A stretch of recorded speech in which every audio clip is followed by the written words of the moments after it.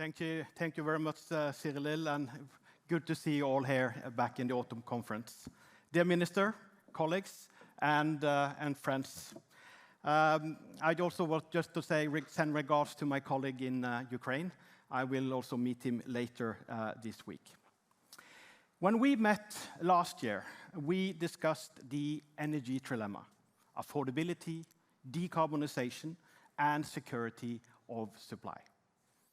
Since then, the European history has changed, not by choice, but, as we have heard, by brutal force. Looking further back, with the fall of the Berlin Wall, we hoped that human rights, democracy, and free markets would spread to every corner of the world. In the aftermath of 1989, we thought trade, open borders, and cooperation could ensure peace and progress. We believe that mutual dependency would make it harder to fight each other. The Russian war against Ukraine tells a different story. Freedoms we have taken for granted are being fought over in the heart of Europe. We must stand firm in our commitment to support Ukraine. Although the sharp end of the war is in Ukraine, Russia has brought the energy conflict to the rest of Europe and to the waters of the North Sea. We have met the conflict with unity. I would like to use the opportunity to thank Norwegian authorities and our allies in NATO for your presence and efforts to safeguard our installations and pipelines. You keep our employees safe. The conflict impacts people's lives across Europe. By exploiting dependency on Russian oil and gas, Putin has weaponized energy, with market impacts all over the world as a consequence. By putting energy at the heart of the conflict, Russia aims to undermine European unity. We must not be naive and not underestimate how hybrid warfare could escalate the conflict. We must maintain our unity. For decades, we have trusted that global markets will work because, at large, they benefit us. The pandemic demonstrated the challenges in the global supply chain. We saw the desperate needs for vaccines, gloves, and face masks. We started to talk about home sourcing, reshoring, and deglobalization. Now, with the war, we see it again. But this time, energy is at the core. We need to discuss openly the risk we see in the global market. In my opinion, the world is better off when we trade and cooperate. But relying on one main supplier, no matter the commodity, should be met with realism and pragmatism. There is no easy way or one solution, but I believe it all comes down to this. We need more energy from several sources. We need to diversify where it comes from. In addition, we must make global supply chains more resilient. Coming back to the energy trilemma, the energy transition is even more difficult today than it was a year ago, and more urgent. Coal plants in Europe are fired up again. Global emissions have increased. The world needs more energy, and we lack security of supply. At the same time, all over Europe, families worry that they cannot pay their bills. People are worried about losing their jobs. Industry fear closing due to increasing energy prices. Society spends billions of euros in support. In short, the energy trilemma has become even more demanding. These challenges need to be carefully weighed, balancing the needs of today against those of the future. The challenges above originate from the same problem. We have invested too little in energy, in oil and gas, but especially in renewables and low-carbon solutions. I would like to point to 2 lessons learned. First, investments and developments in energy take time. We have no time to waste. Second, reducing our emissions, securing growth in renewables and low-carbon solutions is a road of security of supply and geopolitical stability. There are, however, dilemmas. Not all the investments in immature technologies in the energy transition will be profitable from day one. New technology and the supply chain will need to mature in order for this to happen. As a society, we have the right ambitions, but we lack the full set of actions. And we should not underestimate the scale of the task ahead of us. I see a number of risks that could impact our ability to succeed with the transition. To start, regulatory conditions globally are slow to develop. Without these, investments will continue to be too low. Further, we need long-term certainty in fiscal frameworks. And also, to be able to scale up, these investments are dependent on a robust supply chain. Today, that supply chain is stretched and may not deliver the speed that our ambitions require. In Equinor, we do not have all the answers. But we are willing to do our part and invest in the energy transition for the short, medium, and long term. Let me start with the short term. Europe's energy dependence on Russia cannot continue. The energy prices are not sustainable, not for consumers, not for industries. The need for energy security will not disappear, not this winter and not the next. We must act along 2 axes at the same time. First, we must deliver as much energy as possible. I'm grateful to all my good colleagues and peers who have made an extra effort doing just that the last year. Europe and the world will need reassurance that energy will flow freely.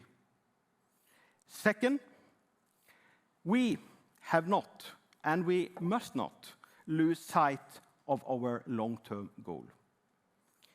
We remain as committed to the energy transition and our net zero ambition today as we were before the Russian invasion of Ukraine.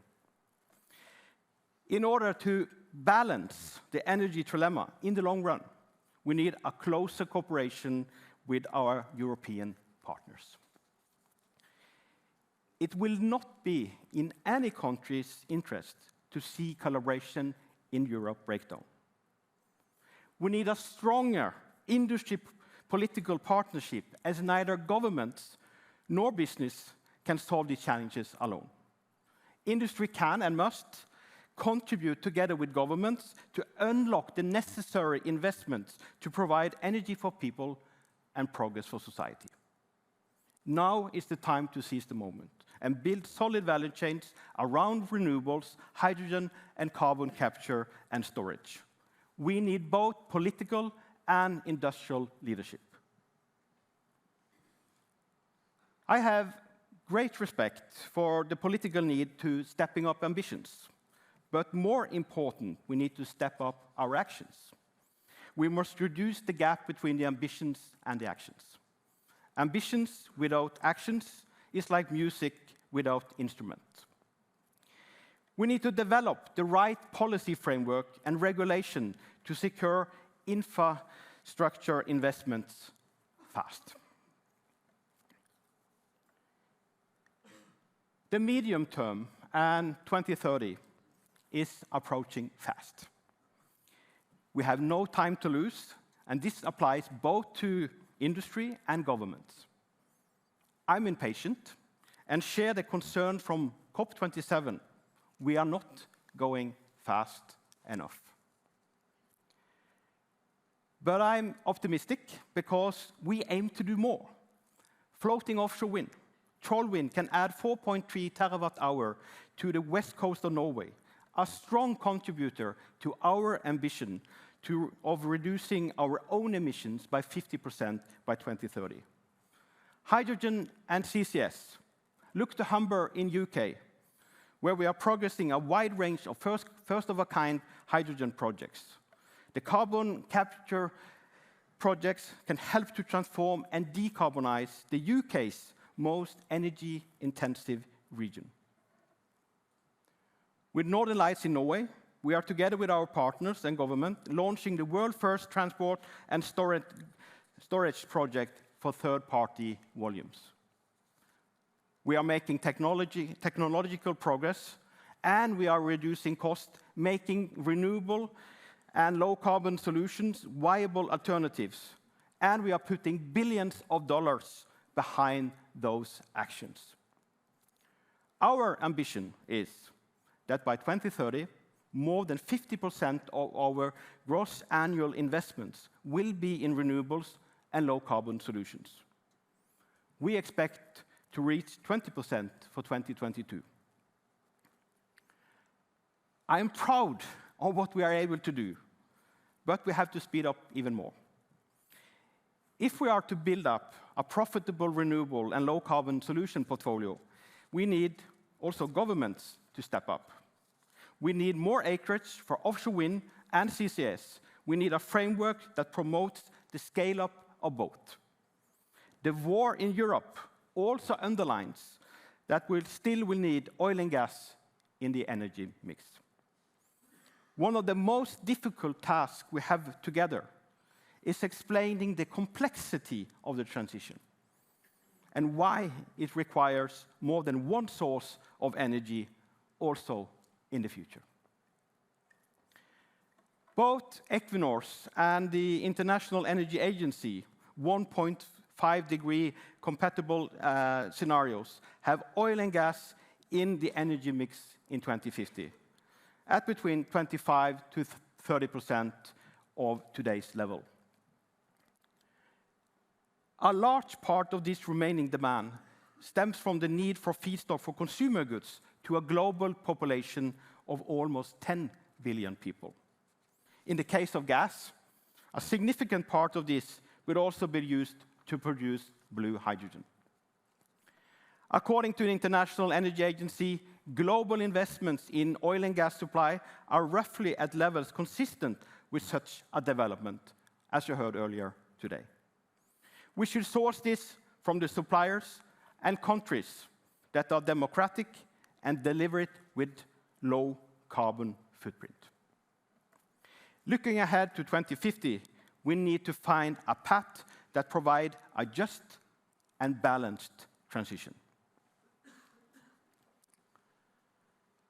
I started my speech by looking back. My generation saw the fall of the Berlin Wall and experienced unprecedented progress. But as the world is sliding backwards, we should apply what we have learned.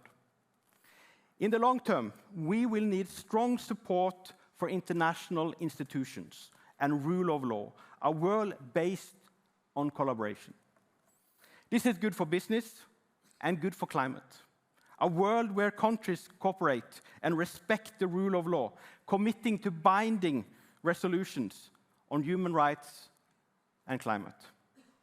Together, we have to realize the full potential of the green energy and low-carbon solution technology. We have to accept the need for oil and gas, but strive to produce it with the lowest emissions and environmental footprint possible. Some say it's impossible to meet the ambition of net zero by 2050, given the size and complexity of the energy transition. I believe it will be difficult, but giving up is not an alternative. In a polarized world, we owe this generation and the ones ahead to build bridges in a world where we fear that walls will surround us. By 2030, we in Equinor aim to reduce our own emissions by 50%. By 2050, we aim to be a net zero company, including emissions from the use of our products. And ambitions we share with our customers and societies, doing our part in contributing to the world's climate ambitions. The speed of the energy transition is fast, but it needs to be much faster. Our task is to make sure it's accelerated in the right way. The knowledge and experience gained during this energy crisis must lay the foundation for building a more sustainable energy market. The decision we make today will shape the future. And even with a war in Europe, we must plan and act for a future where the climate goals are met as a part of a sustainable and balanced energy transition. Thank you.